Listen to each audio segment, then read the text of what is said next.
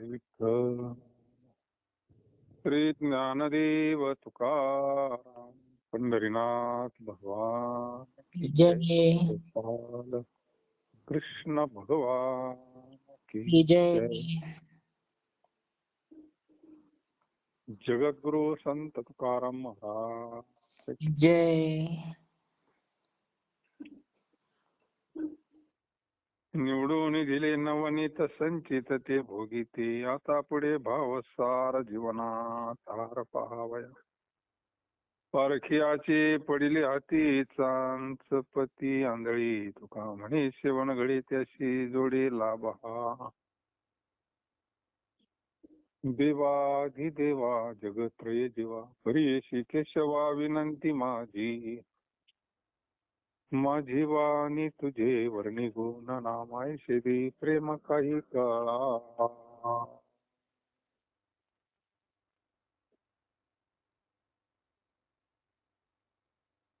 नमो सद्गुरु तुकया ज्ञान दीपा. नमो सद्गुरु सच्चिदानंद रूपा. नमो सद्गुरु भक्त कल्याण मूर्ती. नमो सद्गुरु भास्करा पूर्ण कीर्ती.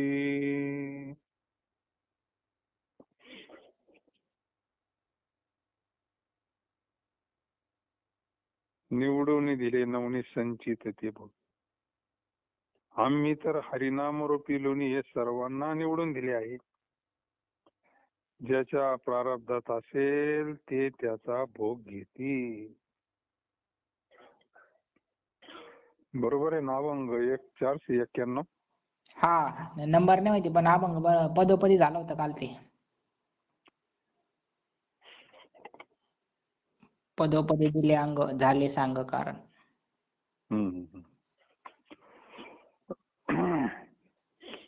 आम्ही तर हरिनाम रूपी लोणी सर्वांना निवडून दिले आहे.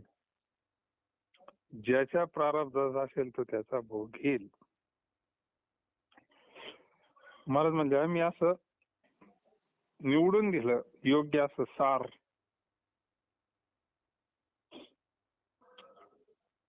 सार काढून दिलं आम्ही शास्त्राचं मंथन करून. जसं लोणी काढलं जातं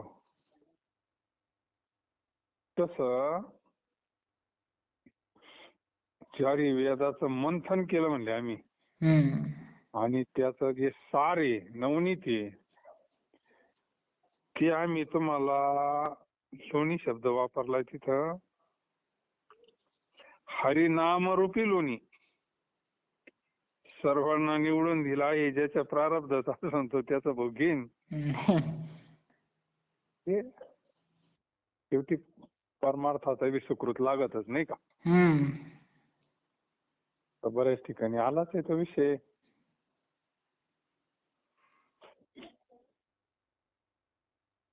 बहुत सुकृताची जोडी म्हणजेच ते. सुकृत म्हणजेच पुण्य.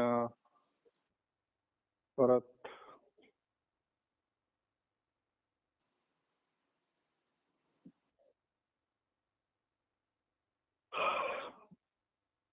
अनंत जन्माचे सुकृत पदरी याचे मुखे हरिपायटा होय.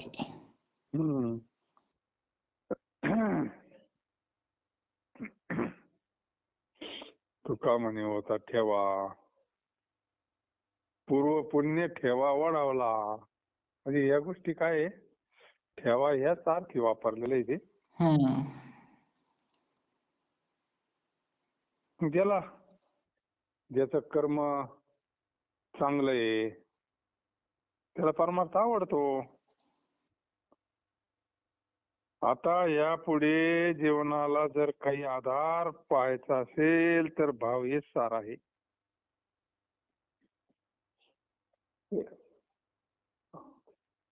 भावाला बी सारच म्हटलंय. परमार्थामध्ये भाव हा फार महत्वाचा आहे.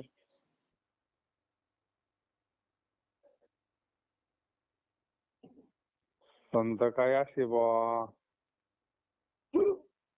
फक्त प्रारब्धवादी असं काही नाही. जे रे हरी पलंगावर असं नाही म्हणत ते कधी.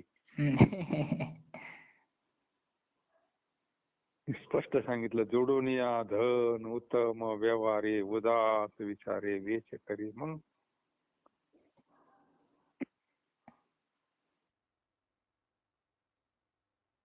आणि भाव सारे भाव, भावाशिवाय परमार्थच नाही. हम्म. पण जोपर्यंत त्या भावात जात नाही, कारण भगवंताचं स्वरूप आहे शुद्ध. हा. मग आपण जोपर्यंत अशुद्ध आहे तोपर्यंत आपल्याला देव कसं काय कळन? हम्म. आपला जर भाव शुद्ध झाला, आपण जर शुद्ध झालो तर मग आपल्याला देव कळत असतो ना. हा. शुद्ध ज्याचा भाव झाला दुरी नाही देव त्याला. हम्म. आपण जर चिंता ना आपलं विशुद्ध झालं अंतःकरण तर मग आपल्याला कळन ना देव. हम्म. तसं कसं काय कळन देव?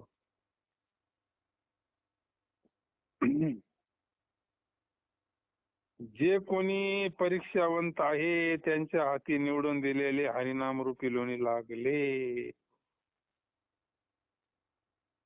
हे आध्यात्मिक क्षेत्रातले जे कोणी अभ्यासू लोक आहे, प्रयत्न करणारे, त्यांना हे हरिनाम रूपी लोणी लागलं, त्यांना सापडलं. शास्त्रामध्ये तेच संत तेच सांगतात. संत दुसरं काय सांगतात? तेच सांगतात, हरिनामामृत शिवी सावकाश. सगळे संत नाम सोडून काय सांगतात? हा. मोक्ष त्याचे दृष्टी, भूष त्याच्या दृष्टी पुढे.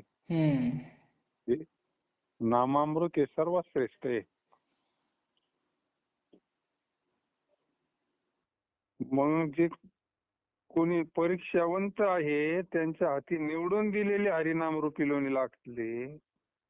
विवेकाची दृष्टी नसल्यामुळे जे आंधळे असतील ते चाचपडत राहतील.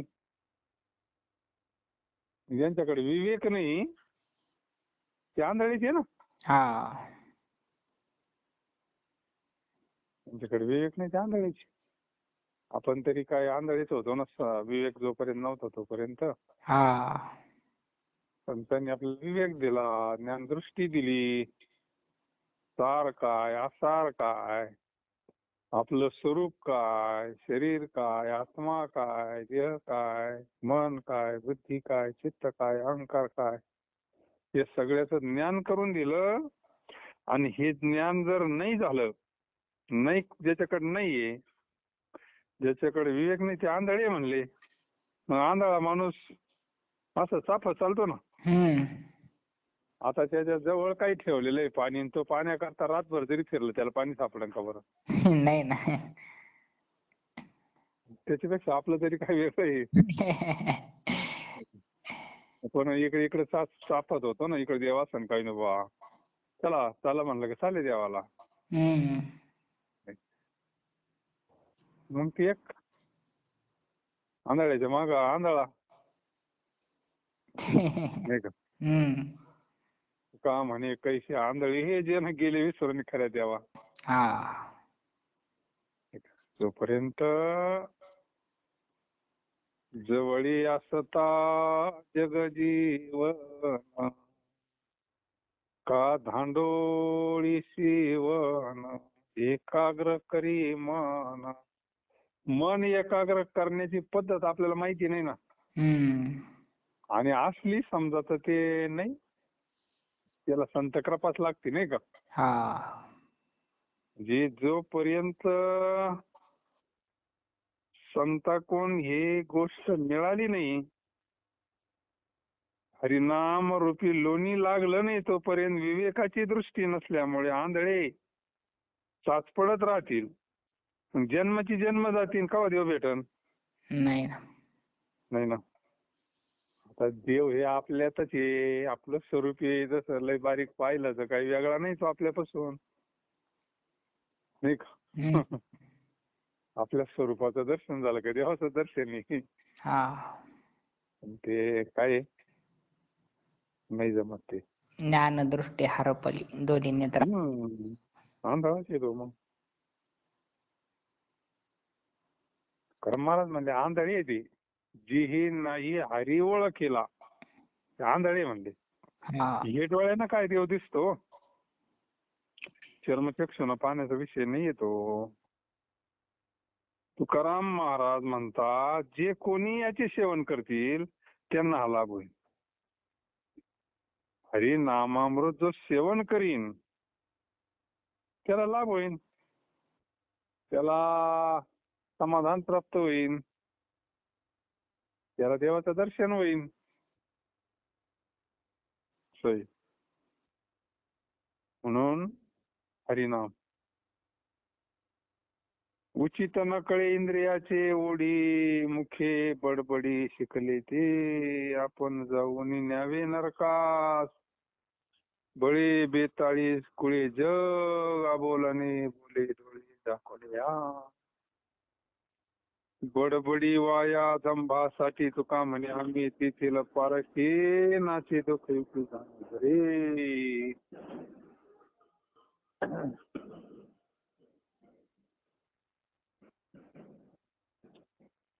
जे कोणी इंद्रियाचे अधीन झाले आहेत त्यांना योग्य काय कळत नाही.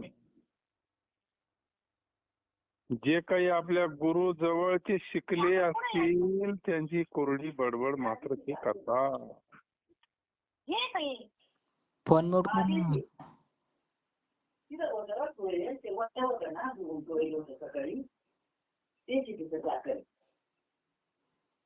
फोन फोन फोन म्यूट करा.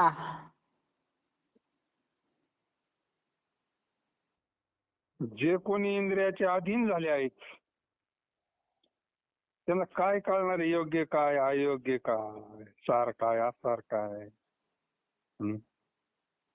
इंद्रियाच्या अधीन झाला का जीव, इंद्रिय जे म्हणतील तेच करतो. हा. इंद्रिय काय हे विषयाला सोकलेलेच आहे ना. सगळे इंद्रिय विषयाच्या अधीन झालेले. रस रूप गंध ते एका एका विषय एक एक गेला ना, एक एक विषय जर असा आहे तर मग सगळे विषय मातीत घातले राहतील का. जे काही आपल्या गुरुजवळ ते शिकले असतील त्याची कोरडी बडबड मात्र ते करतात. कोरड ज्ञान. असे जे कोणी आहे ते आपण स्वतः नरकात जातात. पाहतो कोरडी बडबड करणारे नरकात जातात. सुरुवातीला माणसाला ही गोष्ट पटत नाही, पण काही संतांचे चरित्र आपण पाहिले, तुलसीदास महाराजांचं. आता तो ब्रह्म राक्षस होता, आता तो काय परमार्थच करीत होता ना. ब्रह्म राक्षस झाला म्हणजे त्याची काहीतरी चूक झाली असेल ना. परमार्थ करूनही चूक झाली तर काय किती अवघड गोष्ट आहे नाही. दुधारी शस्त्र येते. विद्वान शास्त्री पंडित असतात दुसऱ्याला लय त्रास देतात ना. जयपत्र याचं खंडन कर, त्याचं मंडन कर, मग यांना एखादा महात्मा घेऊन टाकीतो शाप. किंवा त्यांच्या काही वासना राहिल्या, काही राहिलं त्याच्यात काही काही असे राक्षस होतात. अशी बरीच कारण आहे त्याला.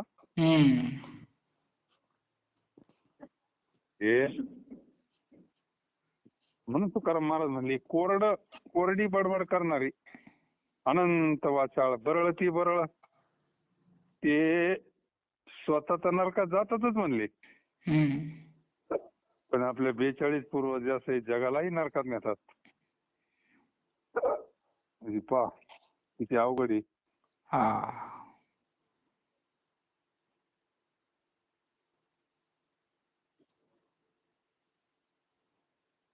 स्वतः तर स्वतःचा घात करून घेतो, पण बाकीच्यांना सुद्धा त्या रस्त्याला घेऊन जातो.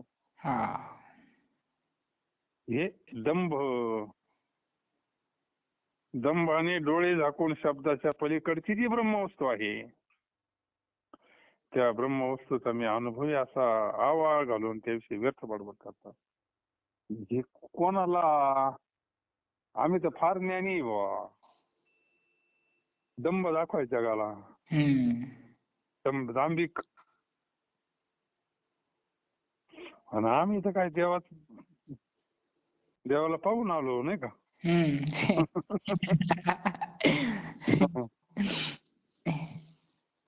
हे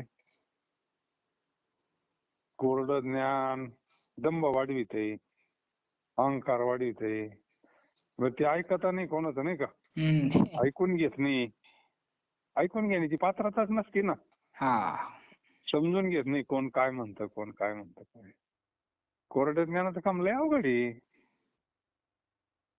काही काही लोक इतके अहंकारी असतात ना, बेस मत्सरांना भरलेला असतं, फक्त वरून वरून चकाचक असतात नाही का. समजून घ्या. अंतःकरण सगळं हेच असतं ना, खराब असतं ना. अशुद्ध अंतःकरणामुळे होतं ते.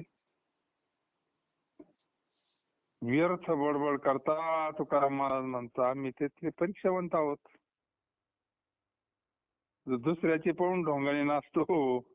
ज्या व्यक्तीशी आपण बोलत आहात त्यांनी आपला कॉल होल्डवर ठेवला आहे. कृपया लाइन पर रहा. आप जिस व्यक्ति से बात कर रहे हैं उसने आपकी कॉल को होल्ड पर रखा है. कृपया लाइन पर बने रहें. The person you are speaking with has put your call on hold. Please stay on the line. Tukaram Maharaj म्हणतात आम्ही लगेच ओळखीत होती. डुप्लिकेट आहे का खरं नाचतोय का आतून आनंद आहे का नुसतं दुसऱ्याचं पाहून सोंग करतोय. तुकाराम महाराजांना काय टाइम आहे का कळायला. ते त्याचे स्पेशलिस्ट आहे. भक्तीचे स्पेशलिस्ट आहे. त्यांना कोण फसवीन नाही का. का म्हणे आम्हा कळते चाचणी, बडबडीची वाणी अथवा अनुभवाची वाणी आम्हाला लगेच कळतं ना. आपल्याला सुद्धा कळत नाही का. मग हे चुरू बोलणारे लोक असतात काही काही बोलते. असं वाटते काय चाललंय बा, परमार्थ राहिला बाजूला आणि कोण आहे तिथं बसून पस्ताव येतो ना कधी कधी. अभंगाचा मेळ नाही, कशाचा मेळ नाही, काय चाललंय. ही वास्तवताच आहे ना. आज 450 वर्षापूर्वी लिहून ठेवलंय. तेव्हा असे काहीतरी नमुने असतीलच ना. मग आता त्यांची वारसदार किती वाढले असतील ना. असे ते ढोंगी सगळं ढोंग चाललंय. आणि उद्देश काय पैसा कमावणं, प्रतिष्ठा कमावणं. देव तर दुरावलाच नाही का. एक मन तुझ्या अवघ्या भांडवला आणि संकल्पा नको गो मन, तरीच कारण साध्य होय तुका म्हणे ऐसे जाणावे तरी सहज स्थिती येईल कळो. सहज स्थिती कधी कळन.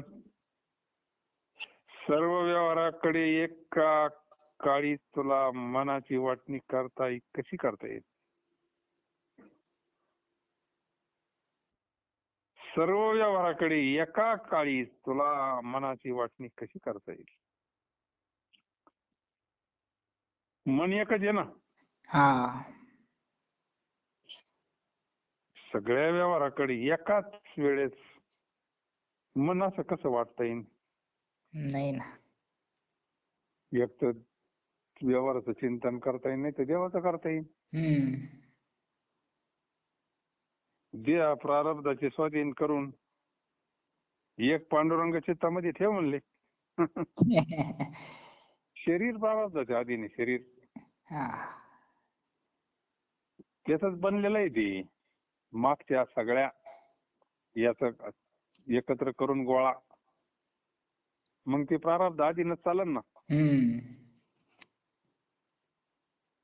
त्यालाच आपण समजण्याकरता ते त्यांची क्रियामान प्रारब्ध म्हणतो आपण. पण आपलं जे शरीर तयार झालं ते प्रारब्धापासूनच तयार झालं. प्रारब्धाचं कर्मापासून तयार झालेलं आहे ते. म्हणून तू देह हा प्रारब्धाच्या स्वाधीन करून एक पांडुरंग चित्तामध्ये ठेव. शरीर जाईना का प्रारब्धानुसार चालना, पण चित्तामध्ये देव असला तर त्याचा सुख दुःख बाधत नाही ना. हा ज्याच्या चित्तामध्ये देव साठवला त्याच्यावर काही परिणाम होत नाही ना देवाचा. हा प्रसंग त्याच्यावर येतात पण त्याच्यावर परिणाम होत नाही, कारण त्याचं देह तादात्म्य सुटलेला असतं ना. हा हे कारण आहे त्याच्यावर.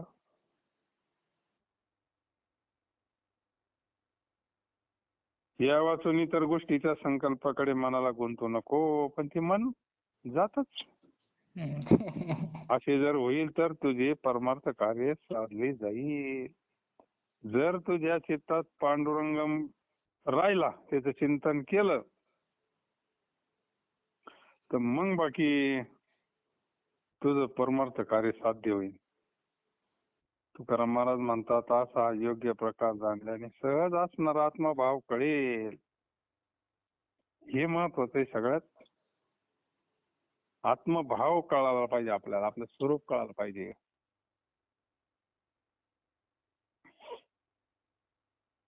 आणि हे सगळं कशानं होईल?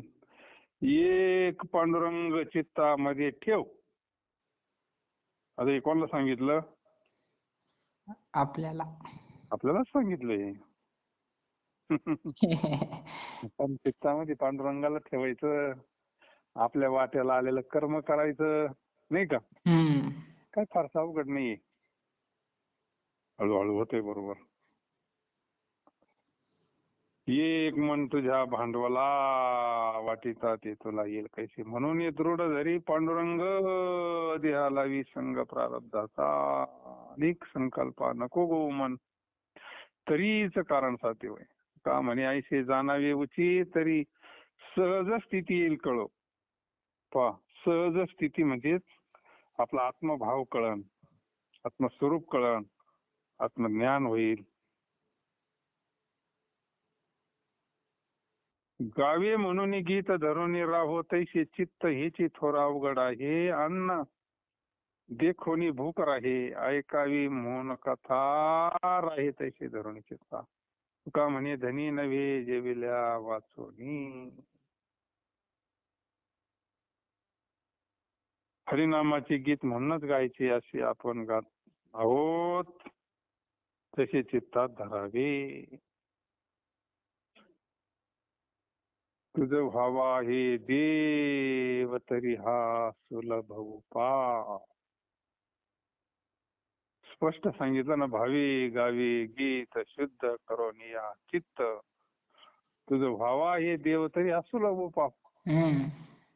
जे सगळे संत तेच सांगतात, ज्ञानेश्वर महाराज तेच सांगतात. प्रत्येक संतांचा हरिपाठ आहे ना, त्याच्यामुळं अभंग गाथेतून तर सांगतात, पण स्पेशल हरिपाठ म्हणजे नामपाठ. हेच मोठी अवघड आहे. भुकेलेल्या माणसाने शिजलेले अन्न पाहूनच त्यांची शांती होईल काय? प्रश्नचिन्ह आलं, प्रश्नचिन्ह.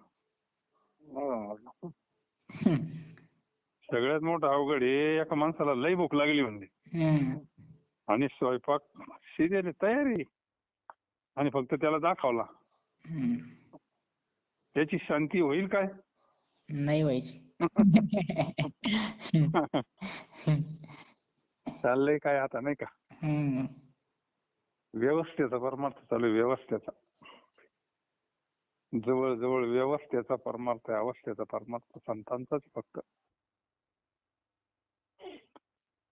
अवस्थाने काय पाळ भेटत कुठं?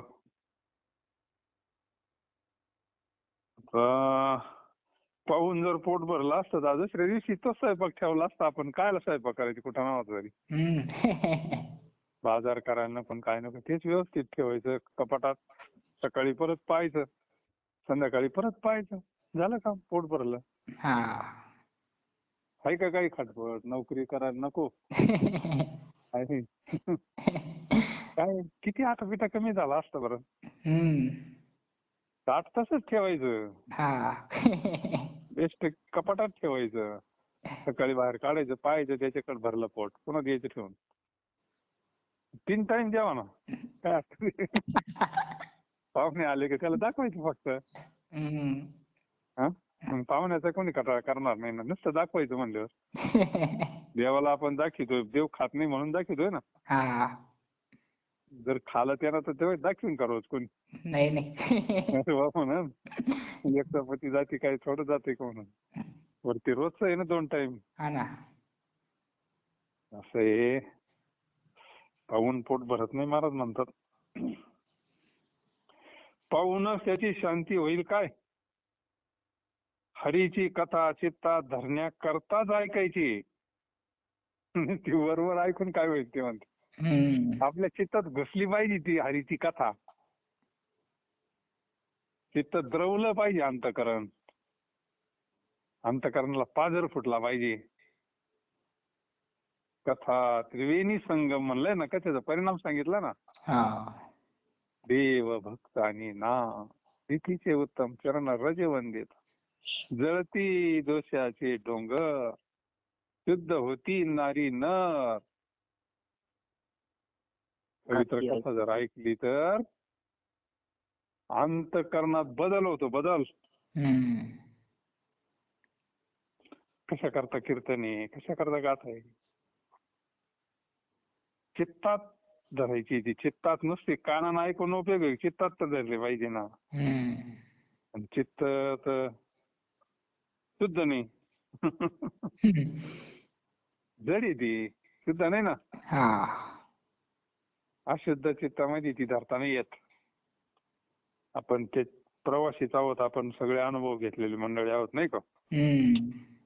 शुद्ध चित्त करण्याकरता लई कष्ट घ्यावं लागतात.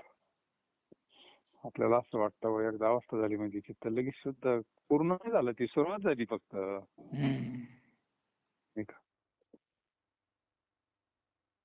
सुरुवात आहे ती. इतकं शुद्ध झालं पाहिजे, इतकं शुद्ध झालं मग त्याचे परिणाम आहे ना मग पुढं. चित्त शुद्ध होती तरी शत्रू मित्र होती म्हणले. हा. गोंदवलेकर महाराजांच्या चरित्रामध्ये जंगलात त्यावेळेस प्रवास करायचे ते, हम्म. असे मग हिंस्र पशु, साप, हे असे रस्ता बदलून बाजूला जायचे म्हणले माझ्यापासून. मग का त्रास देत नव्हते यांना, चित्त शुद्ध झालेलं आहे ना. हा. व्याघ्र सर्प न खाती काय म्हणते जगद्गुरु तुकोबार आहे. हम्म. वृक्षवल्ली आम्हा सोयरी वनचरी. चित्त शुद्ध झाल्याचा परिणाम तिथं काही भेटत नाही राहत कोणाबद्दल, वैरभाव नाही नसतो, काहीच नसतं ना. हा.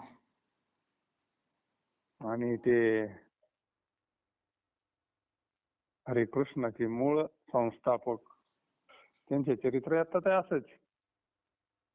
त्यांना ते भक्तीचा ज्यावेळेस उद्रेक झाला त्या अवस्थेत ज्यावेळेस गेले महाप्रभू चैतन्य महाप्रभू. चैतन्य महाप्रभू त्यांच्या इतकं भयान स्थितीत गेले का नाचत नाचत बेशुद्ध पडायचे, इतके नामस्मरण करायचे, इतके नामस्मरण करायचे. हिंस्र पशु त्यांच्या जवळ यायचे असे. इतकं शुद्ध झालं तर ते त्यांच्या तेच हे करायचे ना, हा. त्या भक्तीमध्ये रंगायचे. काय अंतःकरण शुद्धीचा परिणाम असतो बा. हा. अंतःकरण शुद्धी किती महत्वाची नाही का. हम्म. चित्ताचा विषय आपलं चाललं होतं, चित्ताचा विषय. हरीची कथा चित्तात धरण्याकरताच ऐकायची आहे. तुकाराम महाराज म्हणतात तृप्ती खरोखर जेवल्या वाचून होणार नाही, तृप्ती जेवल्याशिवाय होणार नाही. ही परमार्थ अनुभवाचा पाहिजे. हा. भगवंताच्या चिंतनानं ज्यावेळेस अनुभव येईल सुखाचा, समाधानाचा, आपल्या आत्मानंदाचा, तो अनुभव हे संसारातले अनुभव नाही. संसारातले अनुभव हे श्रद्धा वाढवण्याकरता असतात नाही का. हा संसारातले अनुभव हे निष्ठा वाढवण्याकरता असतात, भगवंताबद्दल प्रेम वाढवण्याकरता असतात. हे वेगळ्या भूमिकेतून महाराज सांगतात. अनुभव हा आपला जो अनुभव आहे हा आतला अनुभव आहे, आत्मानुभव आहे. तो शास्त्रातही पाहिजे ना. हा कोणाच्या शेळ्या बऱ्या झाल्या, मेंढ्या बऱ्या झाल्या, हे आहे का शास्त्रामध्ये? ते सामान्य अनुभव आहे. आपल्याला भक्ती मार्गात जात असताना ते अनुभव शास्त्रात पाहिजे, संतांच्या गाथ्यात पाहिजे, ज्ञानेश्वरीत पाहिजे. मग ते अनुभव नाही का. हा चित्त चाकाटले म्हणले, चित्त द्रवलं पाहिजे. अंतःकरण द्रवल्याशिवाय ते नरम नाही होत, द्रवल्याशिवाय ते प्रेम निर्माण नाही होत.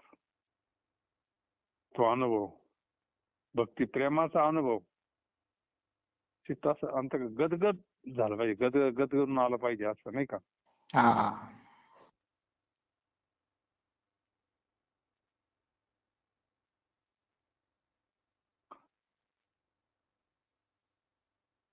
तुकाराम महाराज म्हणतात, तृप्ती खरोखर जेवल्यापासून होणार नाही.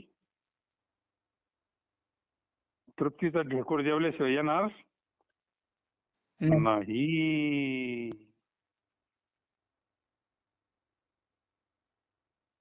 कळेल एकूण तरी दावी नाराय, सत्य संतापाशी राहो राही येरा भय आडाहे. अनुचे ऐसे असे भरले प्रकाशी, इंद्रियाचे धनी हेतो जाती समजुनी. तर्क कुतर्क वाटा नागवण घटा पटा, तुका म्हणे ल्यावे डोळा अंजन बरवे.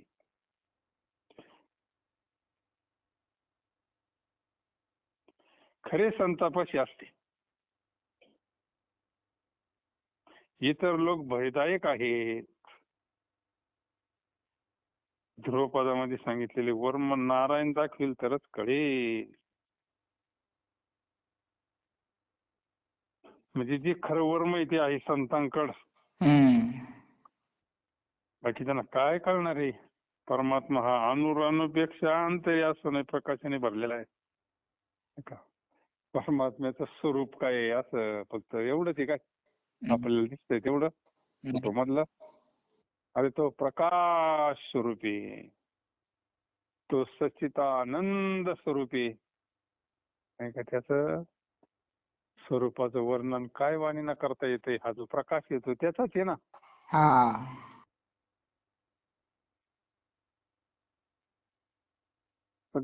सगळी सत्ता, त्याची शक्ती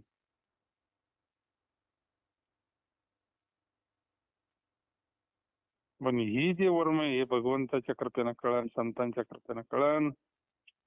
परमात्मा अणु परमाणूचे आंतर्यात म्हणजे तो इतका सूक्ष्म आहे, इतका सूक्ष्म आहे. अणु रनिया थोकडा म्हणला ना, थोकडा म्हणजे लहान आणि मोठा किती तर तो का आकाश आहे एवढा व्यापक. आणि इतका असून प्रकाशाने भरलेला आहे. प्रकाश म्हणजे ज्ञान स्वरूप येतो. ज्यांनी आपली इंद्रिय स्वाधीन ठेवली आहे ते मात्र हे वर्म खरे समजतात. तसं नाथ महाराजांचा हरिपाठ असा बारीक जर पाहिला ना, लय वर्म आहे त्या नाथांच्या हरिपाठामध्ये. फार भारी भारी वर्म आहे. भाषा सोपी म्हणून कळत ती. त्यांची भाषा कशी आहे, सोपी.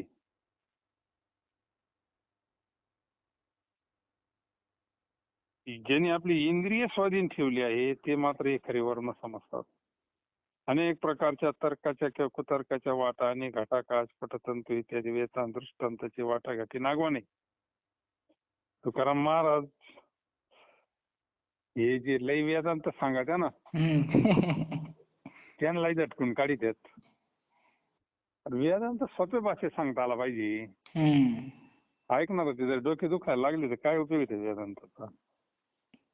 नाही ना. घटन, घटाकाशन, पटाकाशन, घटतंतून पटतंतून वेदांताचे अवघड अवघड शब्द फक्त लोकांवर वजन पडाय करता नाही का. लोकांना सांगायचं म्या अमके शास्त्र वाचलं, तमकं पाहिलं, हे पाहिलं, विचारसागर, पंचदशी, अवघड अवघड ग्रंथाचे नाव घेतल्यावर सर्वसामान्य म्हणतो माणूस म्हणतो बाबा लयच हुशार दिसतो एवढं. बाबा लयच विद्वानी हो, महाराज लयच विद्वानी हो, तरी बाहेर शिकेल असं म्हणून नाही का. असा खेळ झाला काय. अरे तुका तरी सहज बोली वाणी, वेदांत त्याच्या घरी वाय पाणी म्हणले. अरे वेदांत आचरणात आला पाहिजे, रोजच्या आचरणात आला पाहिजे महाराज म्हणले नाही का. वेदांत हा आपल्या रोजच्या याच्यात आला पाहिजे. वेदांत वेदांत वेदांत काय संत वेदांत जगत्यात, ते बोलून काय होतं नाही का. महाराजांना राग आलाय त्यांच्यावाला. अनेक प्रकारच्या तर्काच्या कुतर्काच्या नाही का शब्दाचे तुकडे टाकडे काढून फार त्याचा असा अर्थ तसा करायचा, असा करायचा, तसा करायचा, अन्वय व्यतिरेक अमुक तमुक. आणि त्यांना काय होतं बाबा हे सगळे शब्दज्ञानी हे त्याच्यापर्यंत पोहोचतच नाही का. त्याच्यापर्यंत पोहोचण्याकरता हे सगळं बंद पडतं, तिथपर्यंत जात नाही काहीच. एक परोक्ष ज्ञानी फक्त अलीकडे ते. म्हणून तर्काच्या कुतर्काच्या वाटा घटाकास पटतंतू इत्यादी वेदांत दृष्टांताची वाटाघाटीत नागवण आहे. नागवण हे वेदांत चुकीचा नाही बरं का. वेदांत चुकीचा तो वेदांत पसून सर्वसामान्य जीवाला सोप्या भाषेत सांगतो ना ते संत असतात. आता गाथा म्हणजे वेदांतच आहे ना, वेगळं आहे काही नाही. पण भाषा किती सोपी तसं सांगता आला पाहिजे. अवघड करून सांगायला काय.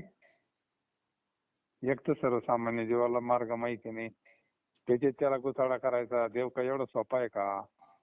आमच्या अजून स्वप्नात नाही आला नाही का. ते काय एवढं सोपी गोष्ट आहे का नाही का. सर्वसामान्य हात जोडितो बाबा आपला आपला परपंच करा, बेस्ट पैकी खावा प्यावा द्यावा, मजेत हा हे करा, पुढे यायच्या नाही लागत नाही का. असले हो तुमचं काय असेल, तुम्हाला काय लागेल ते वरंगणी फिरंगणी घेऊन जा असं आहे. अरे सर्वसामान्य करता तर खरा परमार्थ आहे नाही का. सर्वसामान्याचं कल्याण करता तर परमार्थ आहे असे. म्हणून तर जगद्गुरु तुकोबारायला अवतार घ्यावा लागला ना. ते विद्वान शास्त्री पंडित त्याचे ग्रंथी तर होतेच ना. सर्वसामान्य माणसाला कवा हे परमार्थ होऊन गड त्यांनाच मेळ लागला नाही. सर्वसामान्याला कवा ते अनुभव आणून देतील. स्वप्नात सुद्धा नाही म्हणते आमचा. एवढं सोपं आहे का देव भेटणं. म्हणजे अजून स्वप्नातच आला नाही तर हृदयातला कवा कळन. बिचाऱ्यांना माहिती नाही आपलं स्वरूप आहे म्हणून नाही का. म्हणजे एवढं जगाला सांगून जर अशी अवस्था आहे मग बाबाजी शिव्या देत होती त्याचं कारणच ते. मग तू काय सांगतो नाही का. का म्हणे नामा म्हणे पण नगद्या तू काय म्हणे ते सांग ना. तुझा अनुभव काय, कायचा अनुभव आलाय. अनुभव नाही.